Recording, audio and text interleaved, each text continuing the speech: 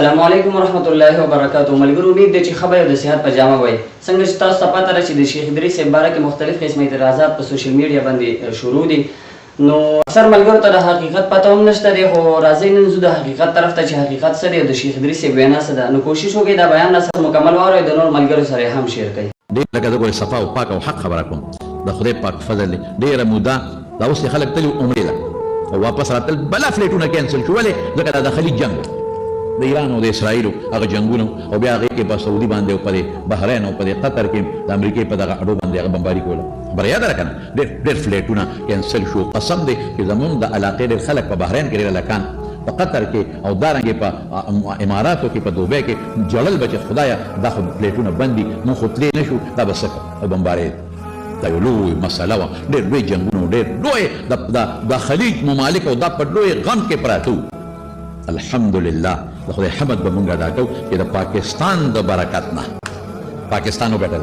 دا هغه ملک دی چې جوړ شوی د خدای په نوم دی، دا هغه ملک دی چې په ډېرو قربانو جوړ شوی دی. نو د پاکستان زه به پاکې خبرې کوم د موجوده حکومت او بالخصوص زمونږ فیلډ مارشل صاحب چې کوم دی حافظ صاحب، پاکې خبرې به کوم. د هغې په کوشش او په برکت هغه جنګونه خدای ختم کړل. الحمدلله پاکستان یو نوم وګټه، یو نوم د خدای په فضل، یو لوی نوم وځلېده. نن په ټوله دنیا کې ستا ملک ځلېږي د خدای په فضل. او بار ملکونو کې چې کوم عاملان دي هغې وي نن زموږ پاسپورټ اسمان ته ورسېد. خلک قدر کوي، خلک عزت کوي د پاکستان. ولې هغه جنګونه د خلیج هغه لوی جنجال هغه خدای پاک ختم کړ.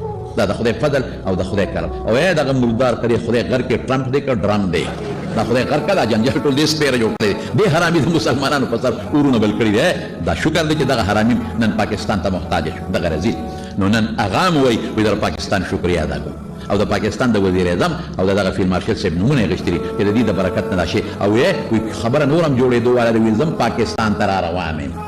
نو ښه ده چې راشي د پاکستان عزت کوو چې خو ډېر پلیت قدم دی. نو به هر کیف خیر د پاکستان یو امیج یو نوم پې اوچتېږي، نور هم ښه خبره ده. نو موږ به د دې دعا به کوې نن چې خدایه ولې چې زموږ د عمل اوچت شي وځلېږي، نو ته به هم ځلېږې موږ به هم ځلېږو.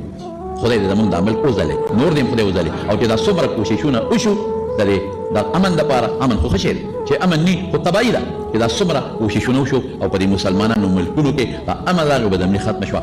دا د پاکستان د کوششونو په برکت باندې الله دې نورم ترقي ورکړي، الله دې نورم کامیابي ورکړي. دا دعا به مونږ د الله نه کوو. په وطنونو کې د خدای امن راولي. او دا سوال به ورسره ډډه د اخلاص نه کوو چې زموږ دا ملک په ډېرو قربانو جوړ دی. الله دې دې له نوره ترقي ورکړي. خو د دې ملک کوڅه کوڅه ګوټ ګوټ ګلی ګلی او کوڅه کوڅه د الله د قرآن او د سنت په رڼا روښانه کړي. دا سوال به مولا دا چلو کو پلان کی دا چلو کو پلان کی دا کو پلان کی دا وکړه.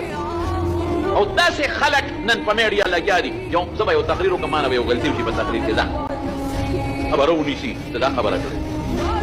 خملګرو تاسو د شیخ صاحب مبارک لومبنی کلیپ چې کوم دی هغه مکمل پوره واورئ. دا هغه کلیپ و چې کوم شیخ صاحب اول ورځ بیان کړی او دغه شان په سوشل میډیا باندې ډېر وایرل شو او ځینو خلکو قمقلو خلکو او هغې پې تنقید کړی دی.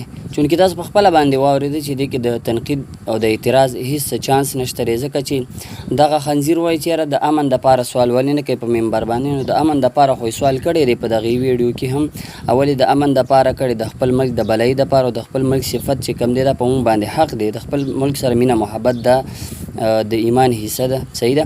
او دغه شان د دویم کلیپ چې تاسو سره ما شیر کړو نو دا د اوس وخت کلیپ نه دی، دا زوړ کلیپ دی، صرف د ستاسو د پوهې دپاره چې دغه شان خنزیران به راپاڅېږي. د مولانا صاحب د هر یو مولانا صاحب د ویډیو نه به یو کلیپ داسې رالي چې په هغې باندې بیا خلک اعتراض کوي، د نورو سره به یې شیر کوي، یعنې غلط پیغام خورئ، صحیح ده. نو کوشش وکړئ دغه کلیپ د نورو ملګرو سره هم شیر کوئ تر څو چې دا صحیح معلومات ټولې دنیا ته خورئ.